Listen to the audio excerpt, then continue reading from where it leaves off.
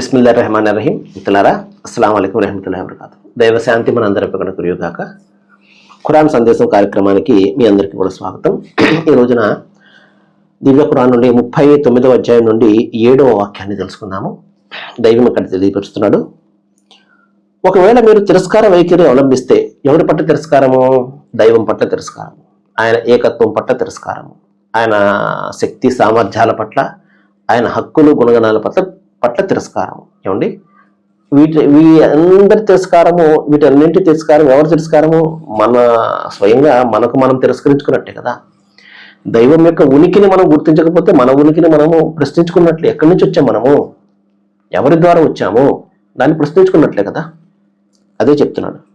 మీరు తిరస్కార వైఖరి అవలంబిస్తే అల్లాహ్ ఏమాత్రం ఎవరి అక్కర లేనివాడు.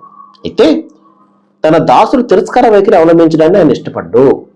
మహాశిలారా, కాబట్టి దాసులు తిరస్కార వైఖరిని అవలంబిస్తే ఎవరికి ఇష్టం ఉంటుంది? ఇప్పుడు ఉదాహరణకి మన బిడ్డ మన పట్ల తిరస్కార వైఖరి అవలంబిస్తున్నాడు అనుకోండి, చెప్పిన మాట వినడం లేదు, ఒక తిరుగుబాటు ధోరణి కలిగి ఉన్నాడు అనుకోండి, మనకి ఇష్టం ఉంటుంది అది. సరే, తల్లిదండ్రులు కాబట్టి తల్లిదండ్రులు కాబట్టి మనం కొంతకాలం మనము క్షమిస్తాము, లేకపోతే నచ్చ చెప్తాము, అదంతా చేస్తాము, అది వేరే సంగతి. కానీ ఇష్టం ఉంటుంది, అబ్బా బాగానే తిరస్కరిస్తున్నాడులే అని చెప్పేసి మనకేమైనా ఆనందంగా ఉంటుందా? దైవం కూడా అది చెప్తున్నాడు. తన దాసులు తిరస్కార వైఖరిని అవలంబించడాన్ని ఆయన ఇష్టపడ్డు. ఆయనకి ఏం ఇష్టం? ఆయనకి ఏమి ఇష్టము? కృతజ్ఞతలు తెలిపితే అది ఎంతగానో ఆయనకి ఇష్టం అంటాడు.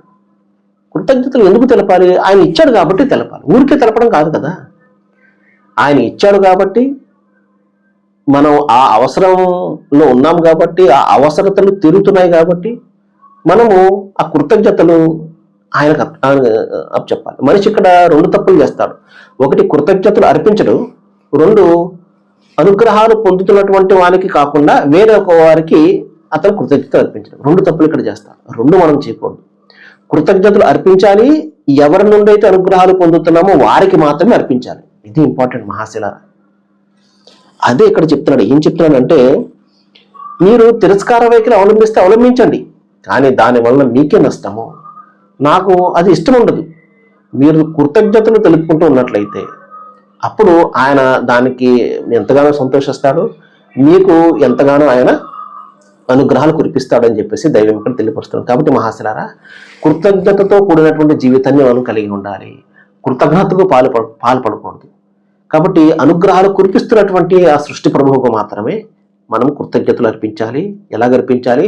సమస్తాన్ని ఆయనకు సమర్పణ చేసుకుని అర్పించాలి. సర్వేజన సుఖభవంతు. Thank you.